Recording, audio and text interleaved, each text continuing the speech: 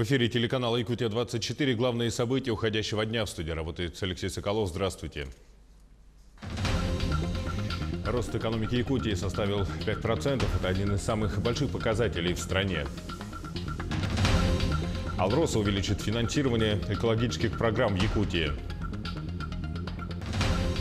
Эпидситуация в республике. Мониторинг показаний заболеваемости в Якутске, Ленском и Нерюнгринском районах. Путин пожелал удачи. Глава государства обсудил ход подготовки к зимним играм «Дети Азии», которые на следующей неделе стартуют на Сахалине. Девятиклассники готовятся к устным испытаниям. Теперь, чтобы получить доступ к ОГЭ, нужно пройти собеседование. И вновь о работах Куинджи. Одна из работ мастера представлена в Якутске на выставке в НХМ.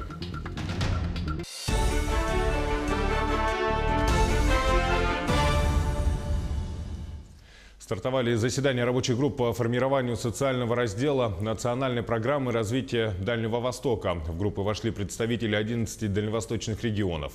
По словам министра по развитию Дальнего Востока Александра Козлова, главная цель, которую они ставят перед собой, прекратить миграционный отток населения с Дальнего Востока и обеспечить прирост населения. Это, безусловно, требует принятия принципиально новых кардинальных мер по улучшению качества жизни в макрорегионе. Устранение причин, по которым люди уезжают. Представители регионов озвучили ключевые вопросы, среди которых введение категорирования по льготным авиаперелетам. Также очень много прозвучало предложений по медицине и другим темам. Показатель валового регионального продукта Якутии впервые превысил 1 триллион рублей. Рост экономики по итогам прошлого года составил 5%. Это один из самых высоких показателей среди регионов России. Растут не только промышленные показатели, но и социальная обеспеченность, рождаемость и продолжительность жизни. Реализация майских указов президента России Владимира Путина в части повышения заработной платы целевым категориям бюджетников обеспечила рост реальных денежных доходов населения сверхинфляции на 2%. Что касается планов, то они в первую очередь связаны с национальными проектами, направленные на прорыв в технологиях, науке, социальной сфере, инфраструктурной модернизации страны для достижения нового качества жизни. Таким существенным для себя мы считаем участие республики в комплексном плане развития модернизации и создания магистральной инфраструктуры Российской Федерации, в которую вошли сейчас 15 аэропортов Республики Саха-Якутия. Задача наша целевая, чтобы в этот комплексный план вошел и Ленский мост. Готов ли рынок новостроек в Якутии к переходу на проектное финансирование и работе по эскроу-счетам? Эти вопросы обсудили на встрече с представителями Минстроя, банков и строительных компаний. Напомним, что с 1 июля этого года все проекты долевого строительства должны осуществлять с привлечением новой схемы финансирования. По оценке самих застройщиков, цены за квадратный метр увеличатся до 30%, а мелкие строительные компании вообще уйдут с рынка. С эскроу-счетами будут работать только уполномоченные банки, которых в Якутии только 4. Сегодня застройщики России обеспокоены одной общей проблемой – переходом на проектное финансирование. Больше всего боятся мелкие неустойчивые компании, которые с переходом на новую схему вовсе могут покинуть рынок. Переход начнет осуществляться с 1 июля этого года. Сегодняшний круглый стол, чтобы застройщики могли узнать условия кредитования, чтобы они безболезненно перешли к новым условиям, чтобы с 1 июля у нас стройки не встали, чтобы не было приостановления тех начатых объектов по долевому строительству. Напомним, что с 1 июля застройщики будут строить за счет привлеченных кредитов, а средства дольщиков, которые будут лежать на эскроу-счетах в банках, они получат только после ввода дома в эксплуатацию. По словам застройщиков, это в первую очередь повлечет к удорожанию цен за квадратный метр как минимум на 30%. Это большой вопрос, какие там будут процентные ставки. Для нас это пока неизвестно, и банки, соответственно, сейчас свои условия тоже нам не раскрывают. И те дополнительные расходы, которые будут ложиться в проектное финансирование, те же проценты по кредитам, они все будут ложиться в стоимость квадратного метра. Сегодня на территории Якутии в процессе строительства находится 62 объекта с долевым участием граждан. Из них 20 домов с низкой степенью готовности. С 1 июля все эти объекты будут вынуждены перейти на новое проектное финансирование, независимо от даты строительства. Исключения будут только для объектов с высокой степенью готовности. Главная проблема в том, что Чтобы работать по этому счету, нужно получить кредит у банка. Вопрос, даст ли банк этот кредит. Потому что обязанности у банка дать его нету. Есть обязанность у застройщика работать строго по счетам эскроу. Есть опасения, что дом останется без кредитного финансирования. Между тем, якутские банки уже готовы кредитовать застройщиков. Со спецсчетами будут работать только уполномоченные банки. Таких в Якутии всего 4. Уже процесс налажен, и, в принципе, по этой схеме работать максимально быстро и полно осуществлять экспертизу проектов, составлять финансирование. Закон уже принят и вступил в силу. Застройщикам остается только рассчитывать на ответственность и конструктивный диалог регуляторов и участников рынка. Главное в этом деле, чтобы не пострадали уже обманутые дольщики, которые сейчас рассчитывают на достройку своих объектов. Ульяна Шагина, Владимир Павлов, Якутск. Алроса выделит более 800 миллионов рублей на реализацию экологических программ. Компания увеличила объем средств, предусмотренных на повышение безопасности производственных процессов и сохранение природной среды. Будет вестись планомерная работа и с администрациями муниципальных районов, пострадавших в результате прорыва дамб на Ирилякском месторождении. Об этом сообщил исполнительный директор компании Игорь Соболев. Также наблюдательным советом компании принято решение об ежегодном перечислении 150 миллионов рублей на реализацию госпрограммы по обеспечению жителей населенных пунктов источником водоснабжения, который является река Вилюй. Самый высокий уровень заболеваемости ОРВИ в России зафиксирован в Бурятии и в Якутии. Об этом сообщила министр здравоохранения страны Вероника Скворцова на совещании с членами правительства. Скворцова уточнила, что заболеваемость гриппом и ОРВИ по России стала повышаться на 2 последних неделях 2018 года, и до прошлой недели она не превышала базовый эпидпорог. С прошлой же недели базовый эпидпорог превысился на 7%. С прошлой недели базовый эпидпорог превышен на 7%. Сейчас заболеваемость составляет чуть больше 77 на 10 тысяч населения. Недельный эпидпорог на 26,5%. В целом пока ситуация оценивается как низкой интенсивности. Но уже в 23 регионах эпидпорог существенно превышен. Имеются локальные вспышки гриппа. Самый высокий уровень – Бурятия, Республика Саха-Якутия, Еврейская автономная область, более чем в 2 раза. Более чем на 30% Дальний Восток и Сибирь. И сейчас процесс уже распространяется: северо-западный округ, центральный, Приволжский. Значит, по прогнозам нашего референс-центра по гриппу, в ближайшие недели будут сопровождаться ростом заболеваемости гриппом по всей территории страны. По прогнозам ожидается средняя интенсивность эпидемии. Превалировать будут штаммы гриппа А. Вирусные инфекции добрались в том числе и до Ленского района. Пока болеют в основном жители сельских населенных пунктов и в большей части дети. Сводки по району в репортаже нашего корреспондента Анны Кожевниковой. Ленский район болеть начинает с села. Именно в небольших населенных пунктах инфекции и вирусы распространяются гораздо быстрее. Сегодня эпидпорог в районе не превышен, но несколько образовательных учреждений закрыты на карантин. Но наряду с этим отмечается рост заболеваемости в организованных коллективах в возрастной группе с 3 до 6 и с 7 до 14. Ведется мониторинг за заболеваемостью и за посещаемостью. Вот в связи с низкой посещаемостью приостановлена деятельность до понедельника, до 4 февраля в 2 школах района. Это село Нюя и село Натора, и в детском саду села Нюя. За неделю в Ленском районе зафиксировано 263 случая заболеваемости ОРВИ, что ниже эпидемического порога на 11%. Еженедельный мониторинг за заболеваемостью и посещаемостью будет продолжен. В городских школах и детских садах вспышек острых респираторных вирусных инфекций нет. Коридоры детской поликлиники пусты. Отмечается прирост заболеваемости среди возраста от 3 до 6 лет. Это дошкольники у нас. По Якутии вообще превышен эпидпорог на 2 раза. Как знаете, в Якутске ввели карантин, но в городе Ленске у нас пока карантинов нет. У нас обычно идет превышение заболеваемости на февраль-март месяц. Так что мы ожидаем, мы готовы. На приеме в детской поликлинике работает 5 педиатров. В каждой школе есть фельдшер, который проводит первичный осмотр при признаках заболеваемости. Как отметили в детской поликлинике и Роспотребнадзоре, прививочная кампания в этом году превысила 100%. Поэтому гриппа в Ленском районе нет. Зарегистрированы только ОРВИ и прочие вирусные инфекции. Анна Кожевникова, Виталий Андреев, Ленск.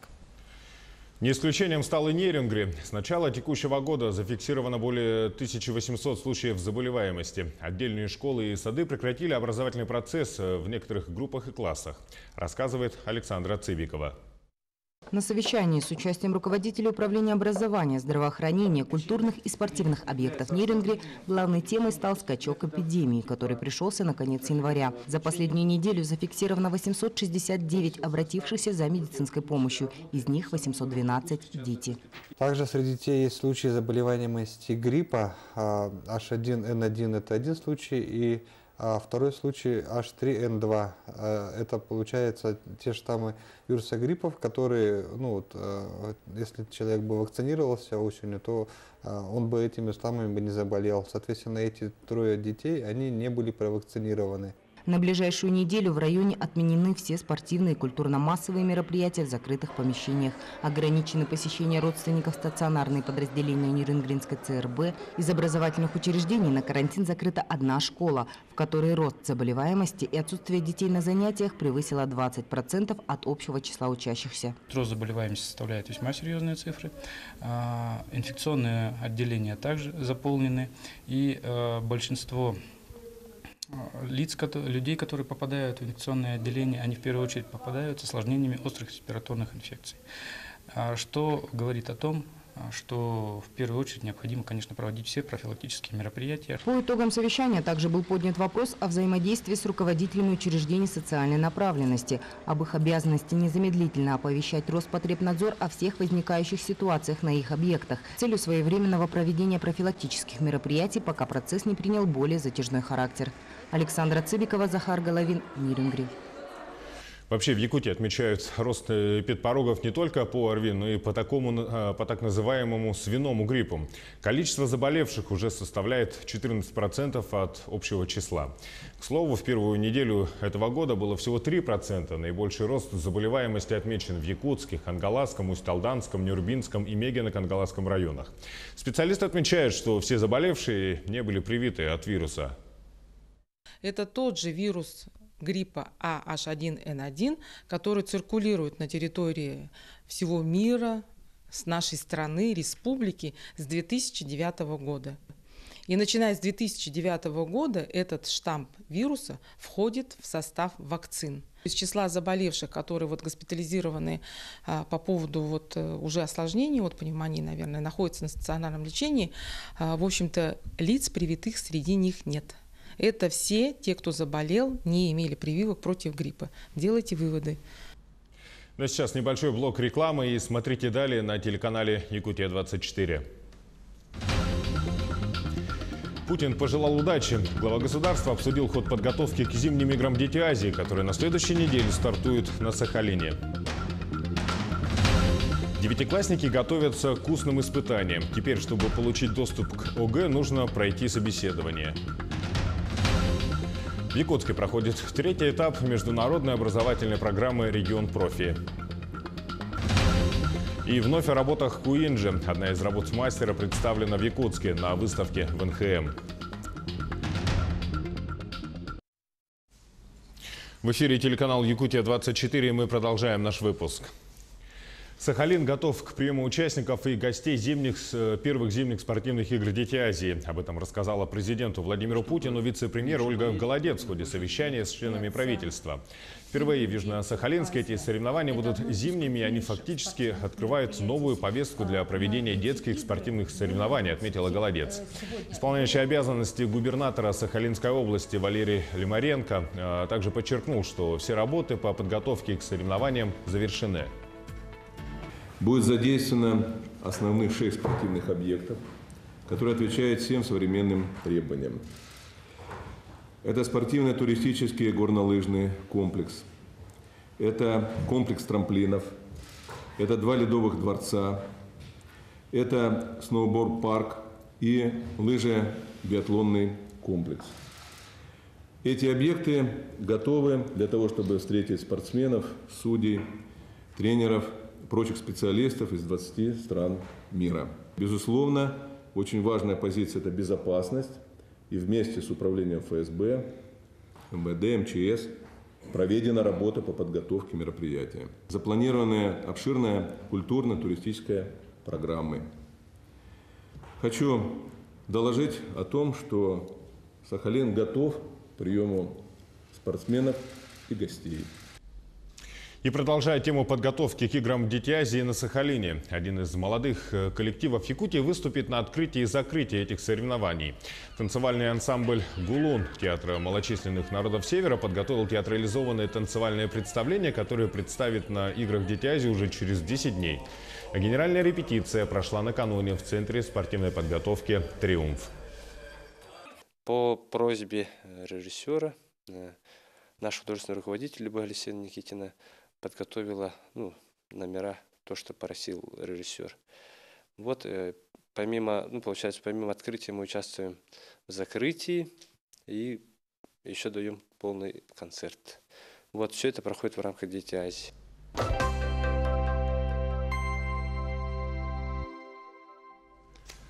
К другим событиям. Учащихся 9 классов допустят к обязательному государственному экзамену только после успешной сдачи итогового собеседования. 13 февраля все девятиклассники впервые будут проходить устные испытания. Итоговое собеседование по русскому языку состоит из 4 заданий: чтение текста, пересказ текста с использованием дополнительной информации, монолог и диалог с экзаменатором. Для их выполнения дается 15 минут. Итоговое собеседование оценивается зачет, не зачет. То есть всего 2 отметки: сдал и не сдал. Для тех детей, которые не смогут сдать в первый срок определенный, это 13 февраля, есть дополнительные сроки. Это 13 марта и 6 мая. Туда будут допускаться те дети, которые по тем или иным причинам не смогли подойти в первый день итогового собеседования, либо же не смогли пройти итоговое собеседование с первого раза. А в Алданском районе родители будущих первоклашек начинают брать школы штурмом. Запись в первые классы начинается. Здесь в сентябре впервые сядут за парты свыше 500 мальчишек и девчонок. Большинство родителей с подачей документов предпочитают не затягивать. Тему продолжит Татьяна Вахнина. В подготовительной группе детского сада «Колобок» скучно не бывает. Ребята всегда найдут во что поиграть и чем развлечься. Альтернатива шумным играм – забавы интеллектуальные. Осенью мальчишки и девчонки пойдут в школу, и подготовка ведется серьезно. Готовы, занимаемся, учимся считать, писать. Помимо развития памяти, мышления и логики, в начале календарного года у родителей появляются заботы иные. Им необходимо собрать пакет документов для подачи заявления на зачисление чада в первый класс. Правила приема в школы большинство родителей знают и с подачей документов предпочитают не затягивать. Мы уже сдали заявление, но немножечко у нас получилась проблема в том, что, оказывается, надо было еще справку с места жительства. Раньше брали другую форму, а сейчас совсем другую. В принципе, мы готовы, мы умеем читать. В первые дни, как обычно, надо делать раньше, иначе потом место, другие школы искать лучше заранее. При зачислении в школу действует ряд правил. Одно из них заключается в закреплении за каждой школой определенных микрорайонов. До 1 июля классы будут формироваться по территориальному принципу. Определено территориальное закрепление за каждым образовательным учреждением. И до 1 февраля текущего года все школы должны начать отбор, прием детей в первые классы. В алданских школах в феврале ажиотажа, как правило, не наблюдается. Мест хватает всем. В этом году ситуация обещает быть чуть более напряженной. Выпуски детских садов многочисленны, и набор в школы будет масштабным. У нас в этом году очень много деток в подготовительных группах. Прямо я вам хочу сказать, детский сад «Колобок» 34 ребенка. И вообще во всех группах города Алдан, детских садах, по 30 человек. Поэтому я не думаю, что будет проблема набора в первые классы. Лишь бы хватило первых классов.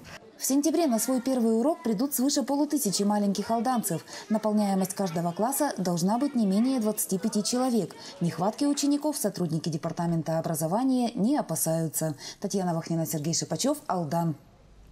В Якутске проходит третий этап международной образовательной программы «Регион Профи». Ее реализуют по заказу правительства России. Обучением занимается команда из Сколково с ведущими российскими и мировыми экспертами в различных областях. В течение недели в ней будут участвовать 7 команд лидерских колледжей из разных районов Якутии. Цель – это подготовка специалистов, которые станут востребованы в ближайшее время. По окончании обучения участники проекта защитят свои работы перед первыми лицами республики.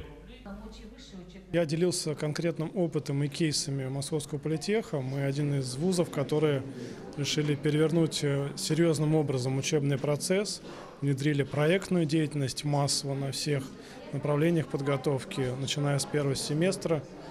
То есть у нас студенты обязаны сделать за каждый срок обучения от 5 до 10 реальных изделий, продуктов.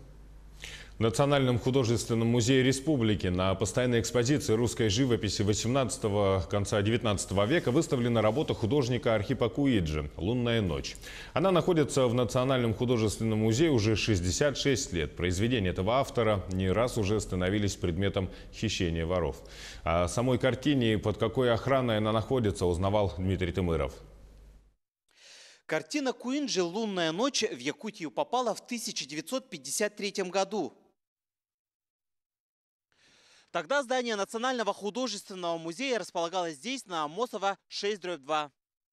С тех пор прошло 66 лет. Сегодня картина Архипа Куинджи экспонируется в выставочном зале Национального художественного музея на Кирова, 9. По словам специалистов музея, картина привлекает внимание многих любителей искусства. Вообще вот каждое произведение искусства, да, оно как бы в себе таит, личность самого художника. Архип Иванович Куинджи – человек, который, я бы сказала, незаурядный художник в том смысле, что он очень резко отличался, творчество, оно очень резко отличалось от творчества многих художников. Картина выполнена маслом. Она ни разу не подвергалась реставрации и представлена в первозданном виде. Работа написана холст на картоне. Работа у нас была без рамы. Раму мы уже когда переехали в это здание в 2005 году, естественно, что мы многие рамы поменяли. В Национальном художественном музее картины находятся под особой охраной. Руководство музея в целях безопасности не вдается в подробности об охранной системе, но отмечает, что все предметы искусства надежно защищены. Это, конечно, усиленная охрана, бдительность. Все мы ходим под Богом, но стараемся. Несколько рубежей охраны, разные хитрости, которых я, конечно, не буду разглашать. На взгляд зрителя тут, в общем-то, все, висят и висят вещи. Но на самом деле заслонов много у нас. И правильно, ведь коллекция Якутского художественного музея представлена произведениями не только отечественных художников, но и зарубежных. Все картины подлинные в оригинальном исполнении. Некоторые из них являются предметом желания многих коллекционеров со всего мира. И как отмечает руководство музея, в последние годы растет интерес коллекционеров на работы якутских художников Ивана Попова и Михаила Носова. Поэтому и безопасность произведений искусства на первом месте. Дмитрий Тымыров, Илья Сыромятников, Якутск. Такова картина событий дня уходящего. Телеканал «Якутия-24» следит за событиями не только в республике, но и за ее пределами. Оставайтесь с нами. Удачи вам!